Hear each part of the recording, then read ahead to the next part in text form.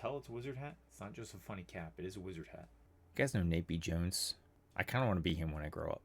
I'm 37, I should probably get on that. So I need to speedrun this, analyze 54 of his videos, extract his rhetorical essence, and build a pipeline that turns my vibe-coded shenanigans into scripts in his style. Easy, right? First, let me be clear. I'm not plagiarizing Mr. Jones' content here. I like his videos, that's why I want to borrow his style. It's a friendly conversation with a stimulating person. I can pull off stimulating, right? The content, that's all mine. In the process, I want to show you the best practices for getting today's AI to give you solid results, not slop, not hallucinations. So here's what I did. I put in 3 hours of work, 54 YouTube videos, 200,000 words of transcripts. I processed those into summaries, rhetorical outlines, ended with production-ready tools. If I'd have done this manually, maybe it would take 70 hours. Probably it would just not be done at all.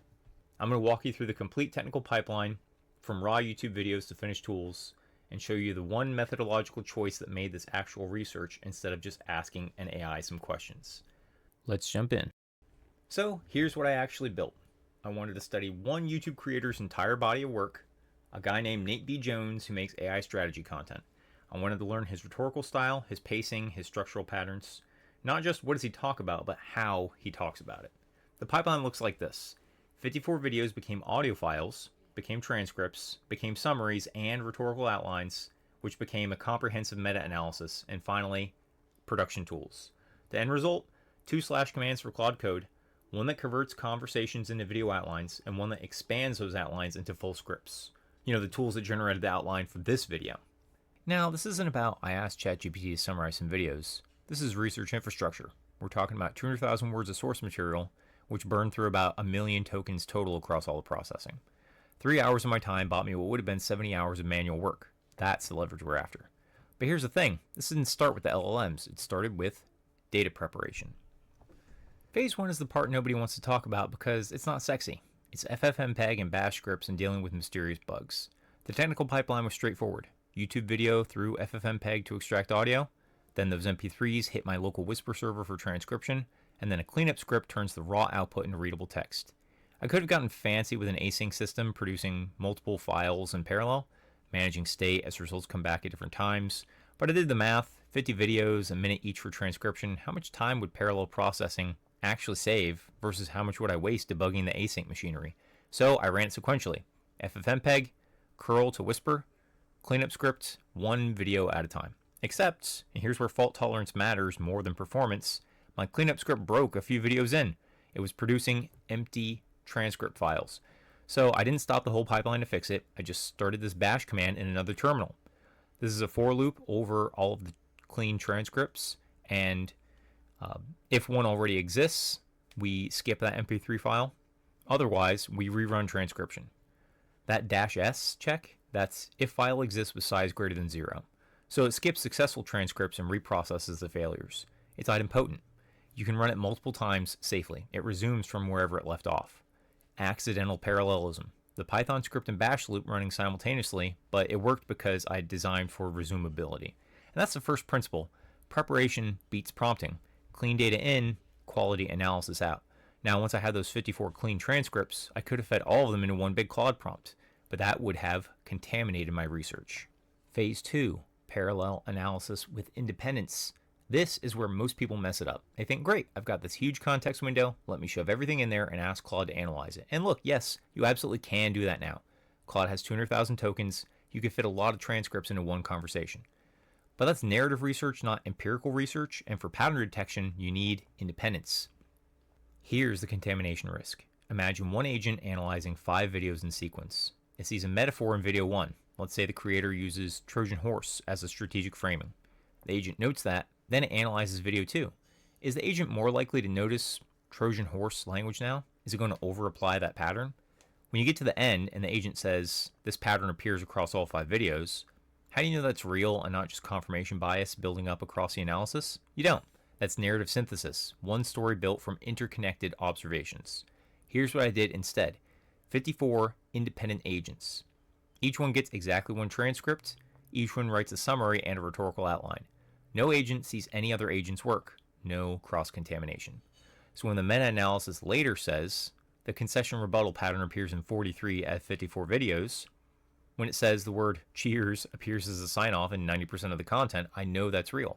Those are 54 independent measurements. Statistical validity through independent samples. This is the difference between asking an AI to tell you a story about your data versus doing actual empirical research with an AI. I launched all 54 agents in parallel through Claude Code. Each one completed its work in about 5 minutes total, running simultaneously. No waiting, no sequential bottleneck. Then came the synthesis. Phase 3 is where the magic happens. Now I have 54 summaries and 54 rhetorical outlines sitting in a directory. Each one is an independent data point. I launched one synthesis agent. Its job, read all 54 outlines, not the transcripts, the outlines, and extract patterns. And here's what it found. Structural signatures. 60% of the videos use numbered frameworks. 7 ways to X, 5 principles of Y.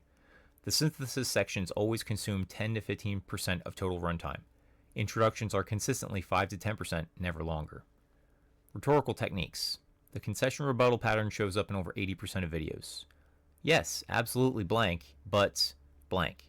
That's a signature move. Meta commentary appears constantly. The creator explains his own rhetorical choices while making them. Delivery patterns. Cheers is a sign-off 90% of the time. Heavy use of you and we for conversational intimacy.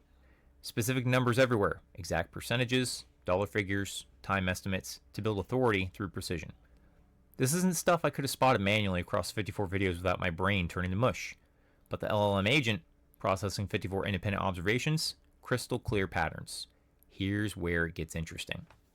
Phase 4, tool building from evidence. I took those patterns and built tools, not based on what I thought makes good video content, based on what the evidence showed me works. 2 Claude Code / commands. Video outline. You give it a conversation and a target runtime, and it produces a structured outline with precise timing, rhetorical strategy notes, and emphasis allocation based on the patterns we discovered. And video script. You give it that outline, it expands it into a full production script with stage directions, timing markers, and all the engagement techniques baked in. Things like checkpoints every 2 to 3 minutes, the concession rebuttal pattern where appropriate, authority building through specific numbers. The tools incorporate everything we learned. The 150 words per minute pacing standard, the time allocation ratios, the retention techniques, and the structural markers. I didn't just read 54 videos and think, interesting. I turned the research into reusable infrastructure. And in fact, this video, the outline was generated by Video Outline. So let's pull together 5 principles from this workflow. 1. Preparation beats prompting. I spent 2 hours on data cleaning. That made everything downstream possible. Clean data in, quality analysis out. No shortcuts here. 2. Decomposition unlocks capability. 54 parallel tasks is fundamentally different from one sequential megatask. Different in speed and in research validity. Independence matters. 3. Context is currency. Spend it wisely. I didn't dump all 200,000 words of transcripts into every analysis stage. Transcripts became summaries, summaries and outlines went to meta-analysis. Each phase consumed context deliberately. 4. Progressive refinement beats one-shot prompting. Each phase builds on the previous one. Data prep, analysis, synthesis, tool building, and now this meta-reflection. This is a pipeline, not a transaction. And 5, you're doing research, not having a conversation. The difference between narrative synthesis and empirical analysis, between asking questions and generating measurements, between prompting and methodology. So the return on investment seems pretty decent to me. Instead of about 70 hours worth of manual labor, I put in a few hours of tinkering. I think the LLM was able to be more consistent than I would have been too. Also, 1 million tokens is not a lot to spend on a single analysis. It's not even a coffee. It's more like skipping the extra shot. And with the time you saved, you won't even miss it. Challenge time. What would you do with this technique? Look at competitors' websites, analyze your own writing to see how you've changed over time, catch up on One Piece. What does your version of the audio extraction pipeline look like for your domain? The 4 phases of prep, analyze, synthesize, and build can be reused almost anywhere. So tell me in the comments. I'm legally required to ask you that. Cheers. Number 5 is the one that has the delivery most like Nate and least like me, but let's give it a try anyway. Marinate nothing. I'm editing this thing right now. Behold my stuff. I can tolerate being seen as a weirdo, but not as someone who wears a weird hat. Should really consult the services of a barber, shouldn't I? Maybe I should hang it upside down. Might look better that way. Guess I'll write things with my human brain. It took me 3 hours to analyze 54 YouTube videos, 200,000 words, and what I got at the end of it was malarkey.